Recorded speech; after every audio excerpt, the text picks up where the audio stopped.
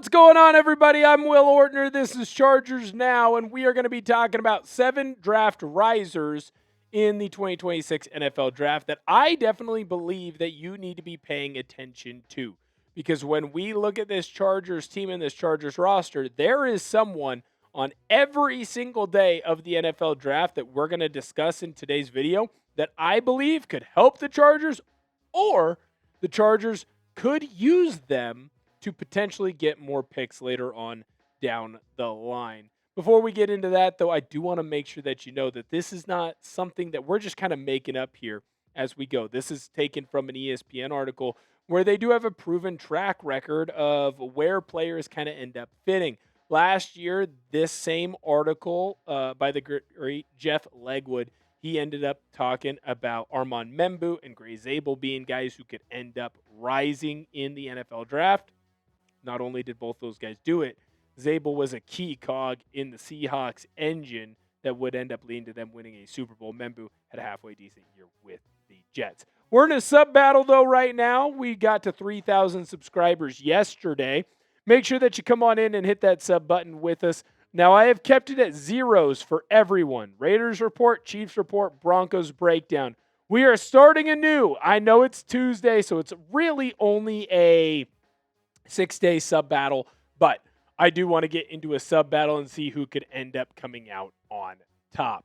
Let's dive into the day one risers, shall we? And they're going to get their own group because there are 3 of them. Monroe Freeling, the offensive tackle out of Georgia, is someone that I find ultimately fascinating.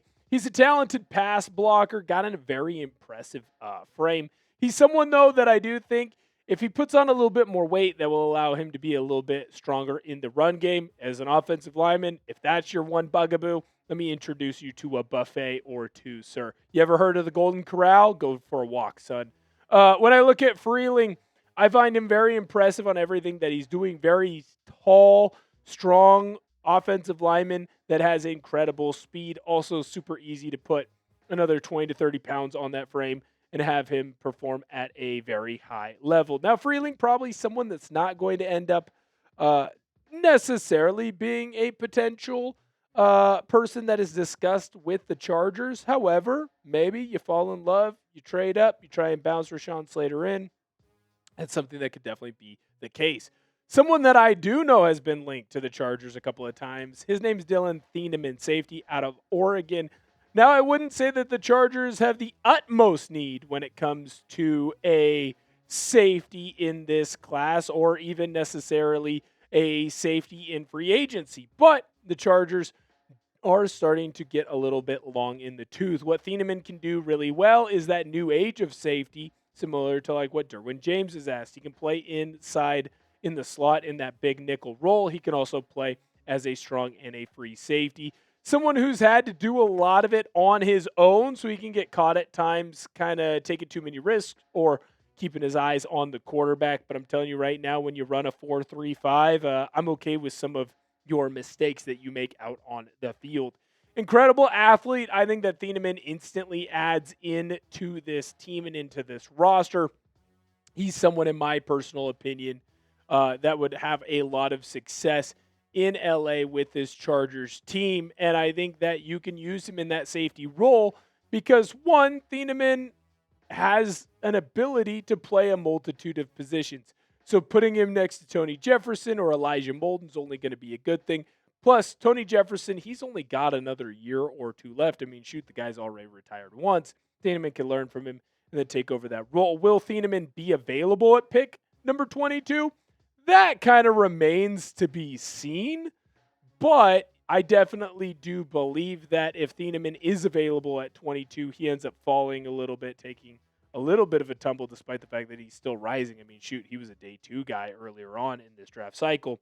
I do think that that's someone that the Chargers could go after. Max Iheanachor is the next guy that I want to talk about. Arizona State offensive tackle. Now, this would be more of a move back type of situation for the Chargers if general manager Joe Hortiz or head coach Jim Harbaugh decided, hey, we want Iheanachor, let's move back in this draft. This is someone that they could get probably closer to pick 30 in the first round. Shoot, maybe even potentially at the beginning of the second round, depending on how the cookie crumbles. Looking at this kid, he decided that while most of you during COVID were picking up sourdough starters, figuring out how to brew your own beer, getting really into Pokemon again, which I thought was weird, but whatever. You do your own thing. I'm not going to yuck your yum.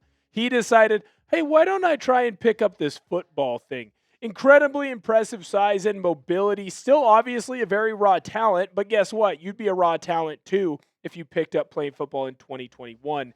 I'll say this. For someone who just picked up football, you're playing pretty damn good. Obviously, PFF grades him out very high. Right now, more of a pass pro guy than a run blocking guy, which is a bit surprising from an offensive line position.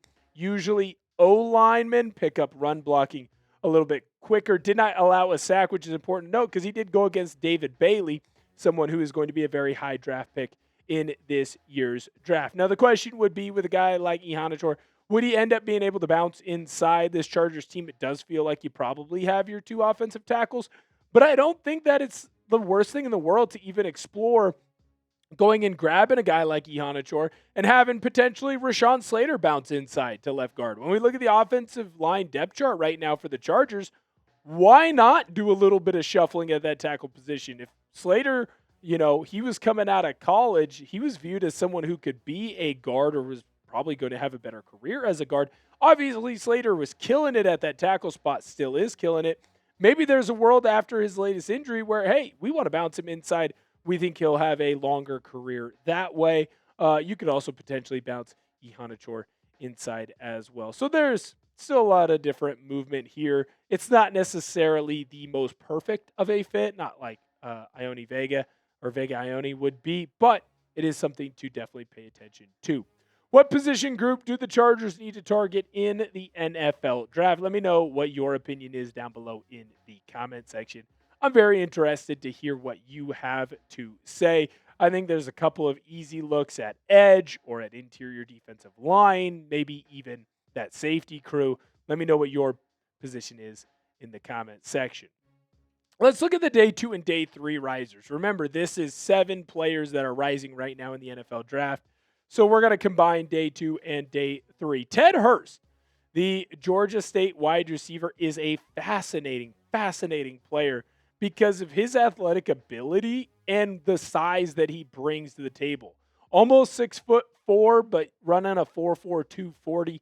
You're moving pretty quickly there. His vert is not necessarily as high as you may want it to be, but then again, I'm definitely not jumping a 36.5 vertical leap. Someone who had success at Valdosta State, a D2 institution. Shout out D2 institutions.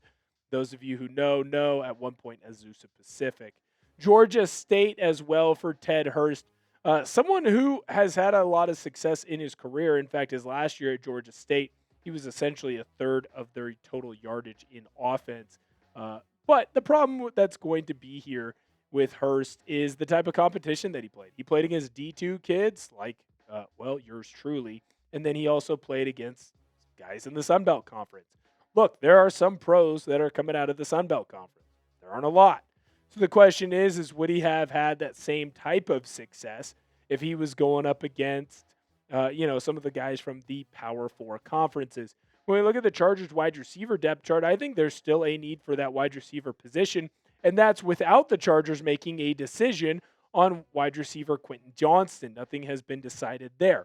So if the Chargers decide to even move on from Quentin Johnston or not give him that 5th-year option, well, shoot, you're definitely going to need another receiver.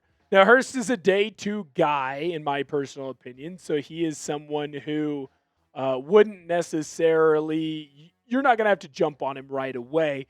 Now, he's probably a late 2nd round, early 3rd round guy, another opportunity for the Chargers to trade back or even potentially take him with their pick in the 50s. But I do believe that he can add to this wide receiver room, and I do believe that he can help this wide receiver room grow. Let's get as many targets and as many guys that are going to be able to help Justin Herbert as possible.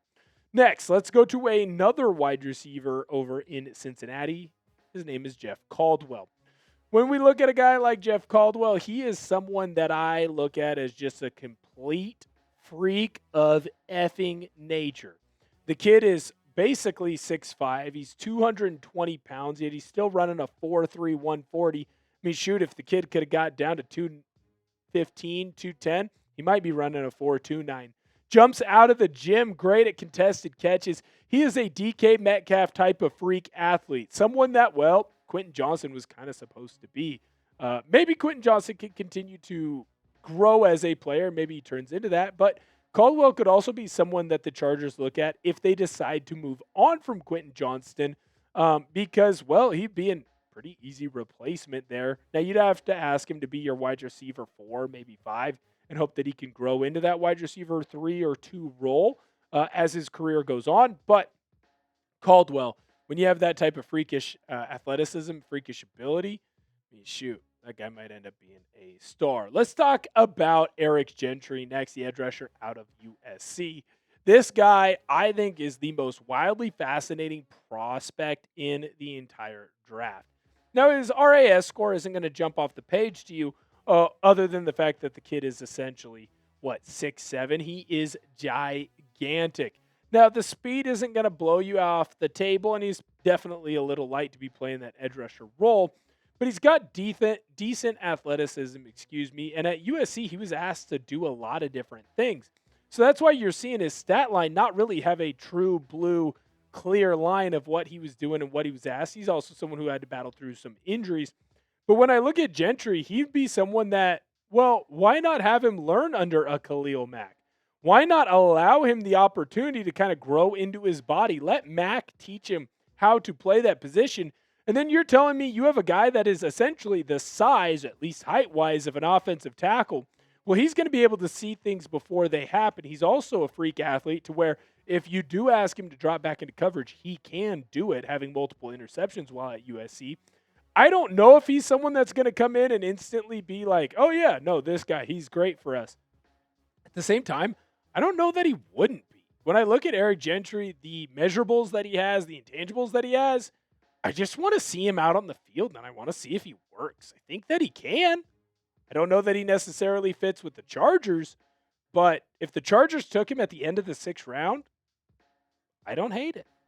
Give me a thumbs up on this button if you love this video. If you like hitting the thumbs up button because you love our content here on Chargers Now, we always really appreciate it. Thank you guys so much. Next, let's go to North Dakota State. Let's talk about Barika Kpeenu, the Bison's running back. Fantastic player. Going to be someone that's probably more of a UDFA, although potentially could sneak into the 7th round. And I understand you might say, well, the Chargers do not have a 7th round draft pick right now. Well, what if they trade back?